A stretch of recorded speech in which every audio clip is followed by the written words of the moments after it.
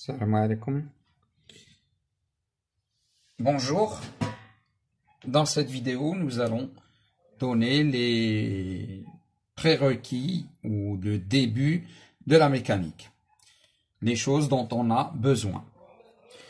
Eh bien, premièrement, si vous voulez étudier un mouvement ou le repos d'un corps, la première des choses dont vous avez besoin, c'est ce qu'on appelle le corps de référence. Le corps de référence. La deuxième chose dont vous avez besoin, c'est un repère d'espace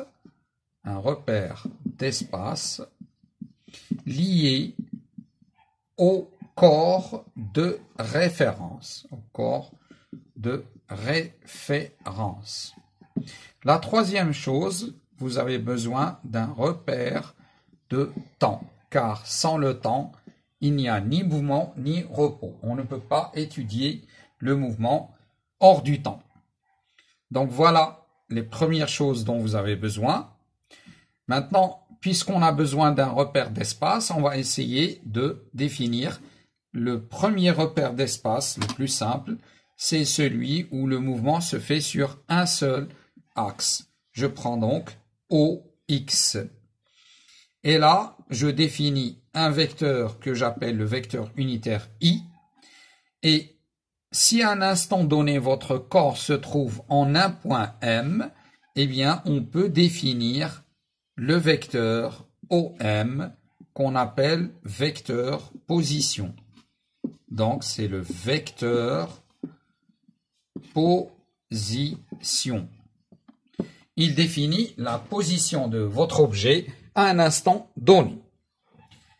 Maintenant, si vous avez ce vecteur OM, on peut dire que le vecteur OM, c'est 2, 3, 4, 5 fois, 6 fois, 7 fois, X fois. Donc ce OM peut s'écrire X fois I, avec ce X qui peut être positif ou négatif et que l'on appelle l'abscisse du point M.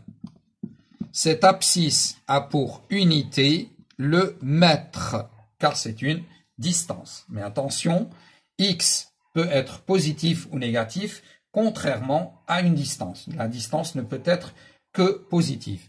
Si X est positif, eh bien, le vecteur OM a le même sens que votre axe. Si X est négatif, OM a le sens opposé de votre axe.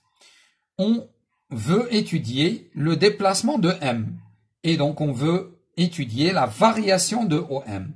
Eh bien, on définit un vecteur qui est DOM sur DT, c'est-à-dire la dérivée du vecteur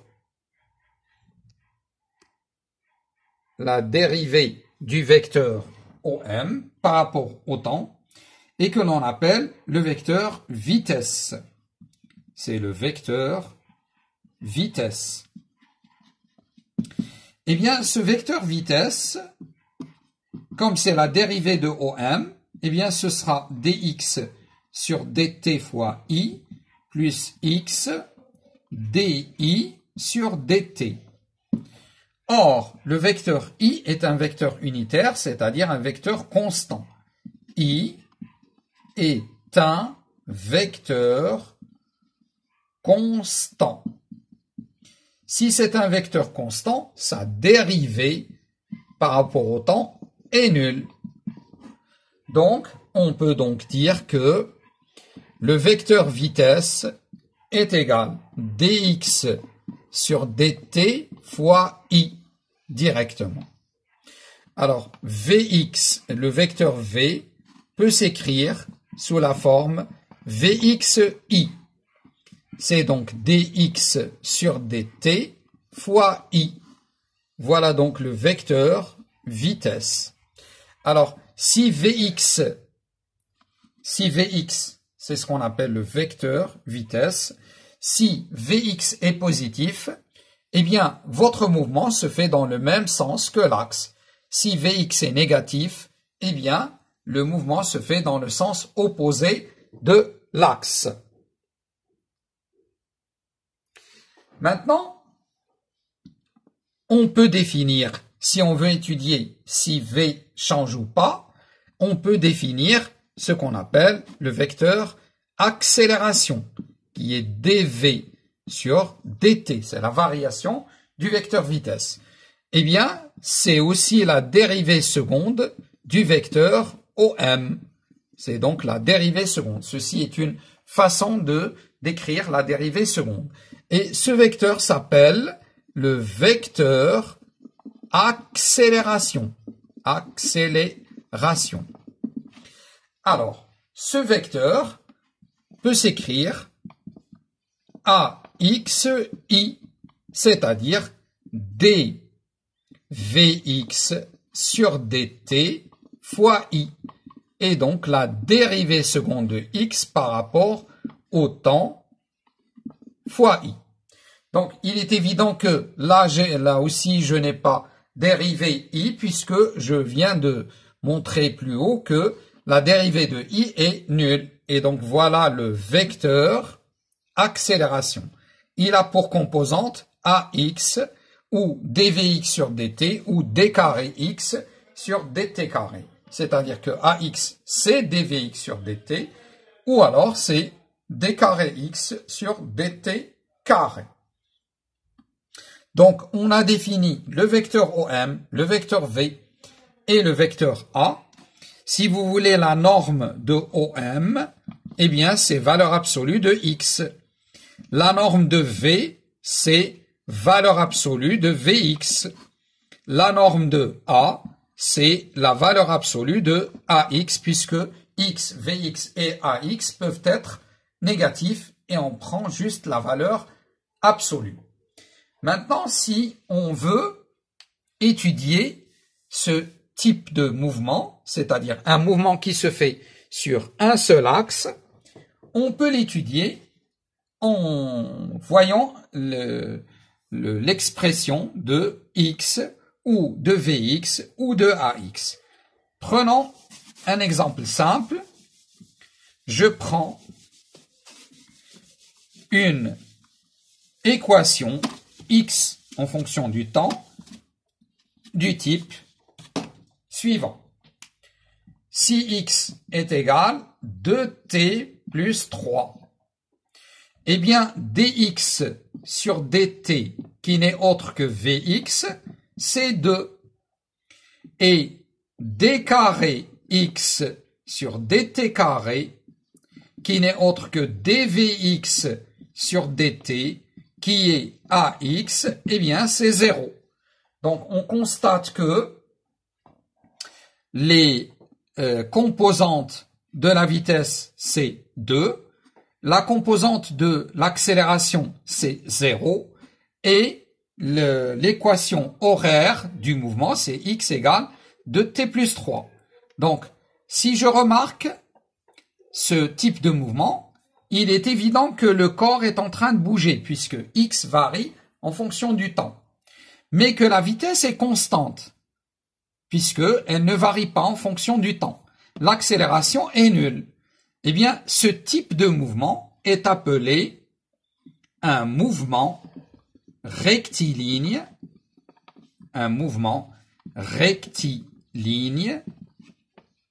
uniforme. Pourquoi uniforme? Rectiligne puisqu'il se fait sur un seul axe et uniforme car sa vitesse est constante. Eh bien, on constate que dans ce type de mouvement, x sera de la forme vt plus x0. V est une constante, et A est nul. Donc voilà les caractéristiques d'un mouvement rectiligne uniforme. Si on prend un mouvement un peu plus compliqué, ce sera un mouvement de ce type. Donc je prends une équation horaire. Ça, c'est ce qu'on appelle les équations horaires. Équation horaire, puisque ça dépend du temps. Donc, je prends une équation horaire du type 5t carré plus 3t moins 2. Alors, dx sur dt, eh bien, c'est 10t plus 3, qui n'est autre que vx. Et là, d carré x sur dt carré, qui est 10, et c'est dvx sur dt, et c'est aussi ax. Je constate que la vitesse du corps varie en fonction du temps, alors que son accélération est constante, puisque c'est égal à 10. Eh bien, dans ce cas, ce type de mouvement est appelé mouvement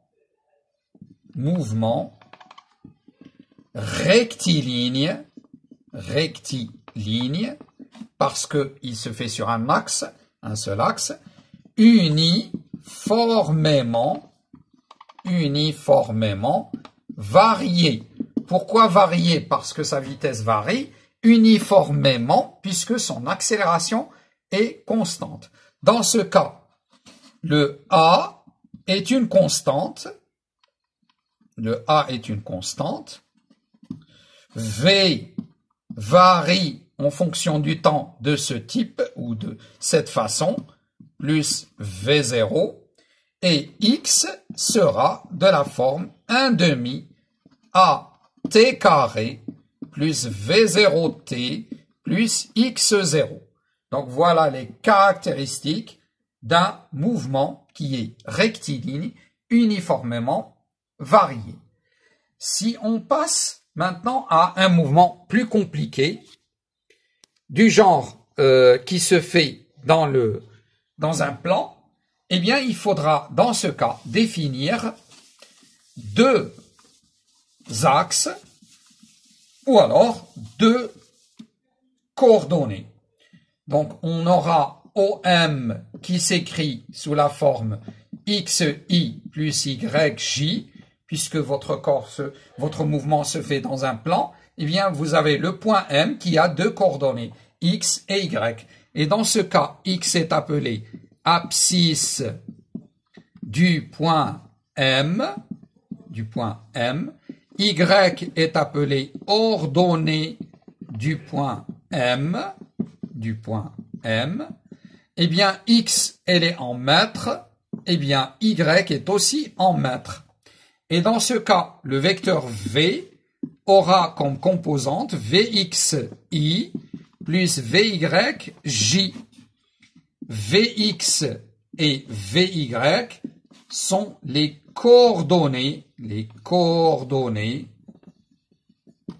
de V du vecteur vitesse dans le repère choisi.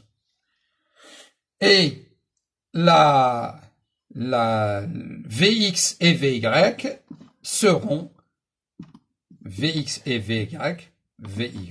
seront en mètres par seconde, c'est-à-dire mètres seconde moins 1. Et on peut aussi définir A de la façon suivante, AXI plus AY plus AYJ, et AX et AY sont les composantes, les coordonnées, les composantes du vecteur A, les composantes du vecteur accélération, dans le repère choisi, dans le repère O, par exemple, IJ. Alors, maintenant, il est évident que AX, c'est dVx sur dt, et c'est aussi la dérivée seconde de x par rapport au temps. AY, c'est dVy sur dt, et c'est la dérivée seconde de y par rapport au temps. cela va nous permettre de définir d'autres types de mouvements, mais je vais essayer de garder le même type de mouvement, c'est-à-dire soit un mouvement rectiligne uniforme, soit un mouvement rectiligne uniformément varié. Mais le plus important, c'est définir ce qu'on appelle une trajectoire. Je prends par exemple x est égal 3t plus 2, y est égal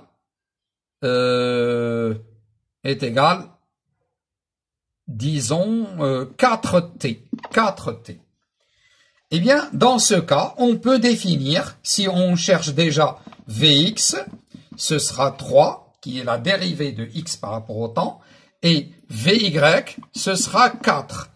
On constate que Vx est une constante et Vy est une constante. Et Ax, c'est 0 et Ay, c'est 0.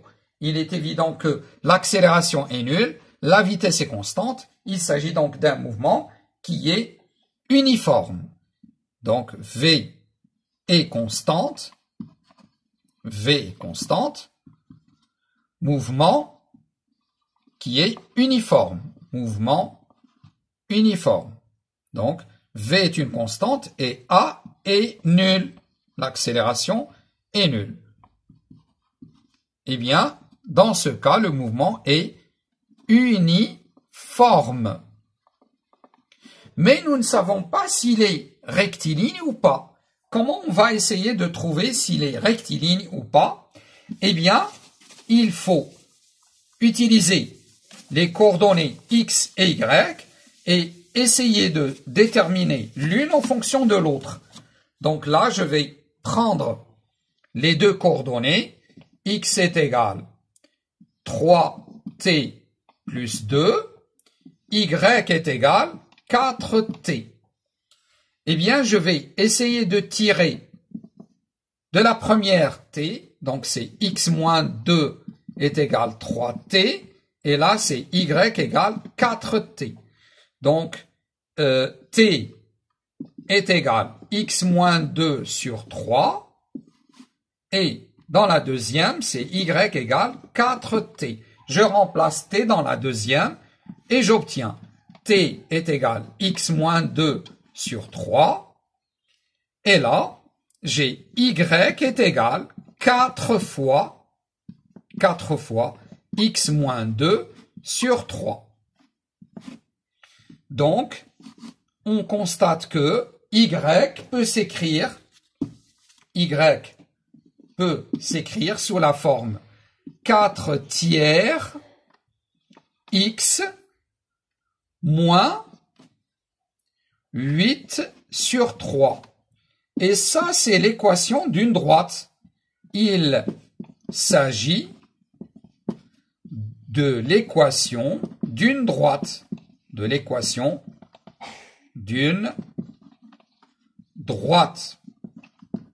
Et cette droite, il s'agit de l'équation de la trajectoire. Il s'agit de l'équation de la trajectoire. Comme c'est une droite, eh bien, le mouvement est rectiligne, puisqu'on a dit qu'il était uniforme, et là on vient d'établir qu'il est rectiligne. Le mouvement est donc uniforme, rectiligne, uniforme. Alors, ça veut dire quoi? Ça veut dire que en utilisant les coordonnées, les équations horaires, les coordonnées de la vitesse, les coordonnées de l'accélération, on peut définir la nature du mouvement. La nature du mouvement. Eh bien, d'abord, pour caractériser la nature, pour déterminer la nature d'un mouvement, il faut qualifier deux choses. D'abord, la trajectoire, puis la vitesse. Eh bien, la trajectoire la trajectoire permet de définir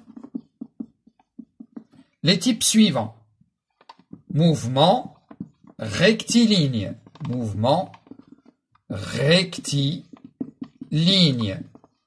C'est le cas où la trajectoire est une droite. Mouvement curviligne. Dans ce cas, curviligne, et là c'est G. Donc, curviligne, dans quel cas? Si la trajectoire est une courbe. Puis, un cas particulier, c'est mouvement circulaire. C'est le cas où la trajectoire est un cercle. Maintenant, la vitesse. La vitesse permet de définir les types suivants. D'abord, mouvement uniforme. Mouvement uniforme. Ou alors, mouvement varié. Mais dans le mouvement varié, il y a deux types. C'est le mouvement qui est accéléré et le mouvement qui est retardé. Et comment on va établir ou trouver s'il est accéléré ou retardé? Il faut toujours calculer le produit scalaire A fois V. Le vecteur accélération fois le vecteur vitesse. Eh bien, c'est par définition, de façon analytique, AX VX plus AY VY. Eh bien, si ce produit scalaire est positif, donc si le produit scalaire A fois V, s'il est positif, le mouvement est là, c'est varié de façon uniforme.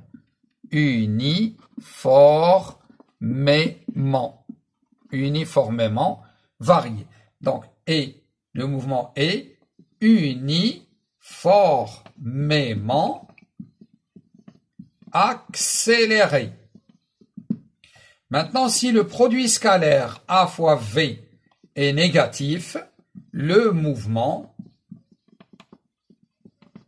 est uniformément retardé.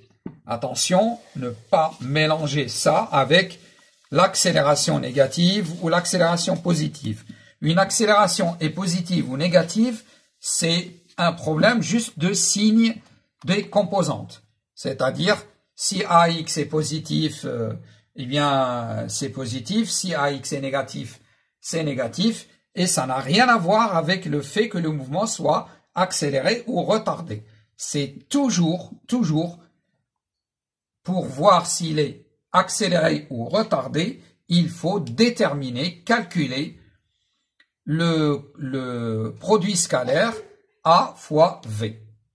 Donc voilà pour le début, c'est-à-dire là j'ai juste mis ou donné les outils pour commencer l'étude d'un mouvement et on va essayer dans la vidéo suivante de relier tout ça aux forces, parler donc des lois de Newton et puis relier les lois de Newton au mouvement. Merci donc à vous. J'espère que c'est clair. Alors, s'il y a des questions ou quelque chose qui n'est pas très clair, vous pouvez poser vos questions dans vos commentaires. Merci.